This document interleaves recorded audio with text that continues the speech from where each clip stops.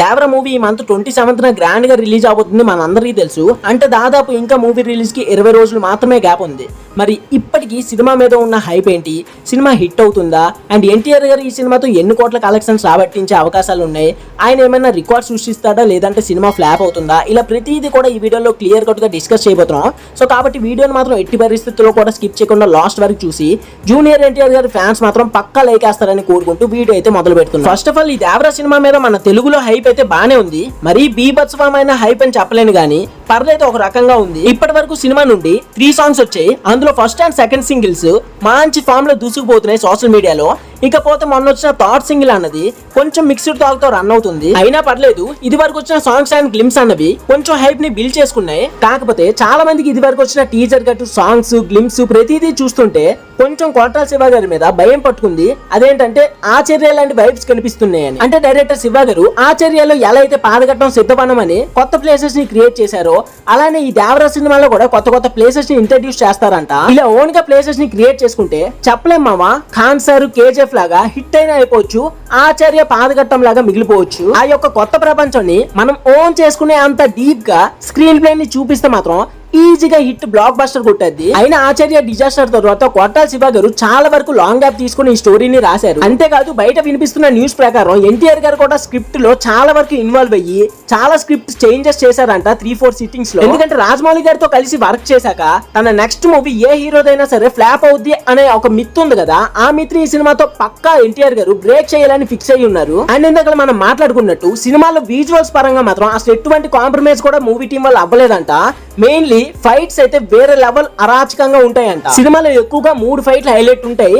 ఒకటి మన గ్లిమ్స్ లో చూపించారు కదా ఆ ఫైట్, నెక్స్ట్ వచ్చేసి గ్రౌండ్ వాటర్ లో ఒక ఫైట్ ఉంటుంది.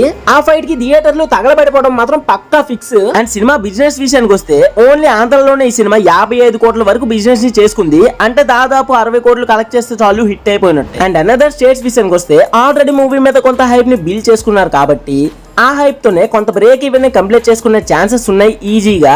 అండ్ అంతేకాదు నార్త్ విషయానికి వస్తే ఇప్పుడిప్పుడే ప్రమోషన్స్ అనేవి మొదలు పెట్టారు. ఇంకా మూవీ రిలీజ్ కి 2 వీక్స్ ఉంది కాబట్టి ఈ 2 వీక్స్ లో గట్టి ప్రమోషన్స్ చేసేస్తే కనుక ఈజీగా పుష్ప పార్ట్ 1 లాగే ఈ దేవరా పార్ట్ 1 కూడా నార్త్ లో గట్టిగా ఆడేస్తే చాలు మామా, ఇంకా గట్టి కలెక్షన్స్ వచ్చేస్తే నాది గ్యారంటీ. ఎన్టీఆర్ గారి కెరీర్ లో ఈ సినిమా బ్లాక్ బస్టర్ అవ్వడం ఎంతలా ఇంపార్టెంట్ అంటే RRR కి బిఫోర్ అరవింద సమేత అనే ఒక సోలో మూవీతో వచ్చారు.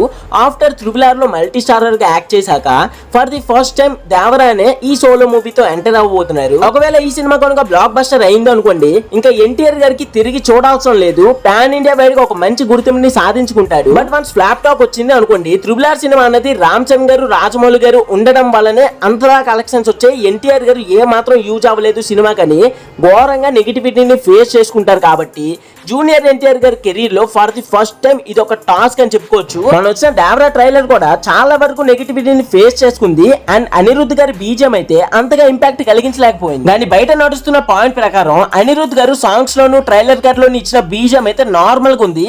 వన్స్ మూవీలో చూడండి, మూవీ మొత్తంలో కూడా వేరే లెవెల్ బీజిఎంస్ ఉంటే మత్తిపోతుందని చెప్తున్నారు. అండ్ మూవీ టీం వాళ్ళు శివ గారి డైరెక్షన్ కోసం ఏం చెప్తున్నారంటే ఇది ఒక రొటీన్ స్టోరీని అయినప్పటికీ సినిమాలో ఎక్కడ కూడా రొటీన్ లా అనిపించదు. ఆ స్క్రీన్ ప్లే అన్నది ఒక చిక్కుముడ్లతో సస్పెన్స్ ట్విస్ట్లతో ఎండ్ అవుతుందని ప్రతి ఒక్కరు కూడా చెప్తున్నారు. ఎన్టీఆర్ గారి విషయానికి వస్తే ఇది వరకు చూసిన ఎన్టీఆర్ ని కాదు, ఇందులో ఒక కొత్త యాంగిల్ లో ఎన్టీఆర్ ని చూడబోతున్నారని గూస్ బంప్స్ ఎక్కించేస్తున్నారు మామ. సినిమా హిట్ అవని ఫట్ అవని ఎలా ఉన్నా సరే నేనైతే సెప్టెంబర్ 27న సినిమా ఫస్ట్ షో థియేటర్ లో చూడడానికి చాలా ఈగర్లీ వెయిట్ చేస్తున్నా. మరి నాతో పాటు ఎంతమంది వెయిట్ చేస్తున్నారు అన్నది కామెంట్లో తోసేసి, అండ్ జూనియర్ ఎన్టీఆర్ గారి ఫ్యాన్స్ మాత్రం పక్క వీడియోకి ఒక లైక్ వేసి ఛానల్ ని సబ్స్క్రైబ్ చేసి సపోర్ట్ చేస్తారని మనస్ఫూర్తిగా కోరుకుంటూ ఈ వీడియో అయితే ఇంతటితో ఎండ్ చేస్తున్నాం. Signing off, movie lover Mahi.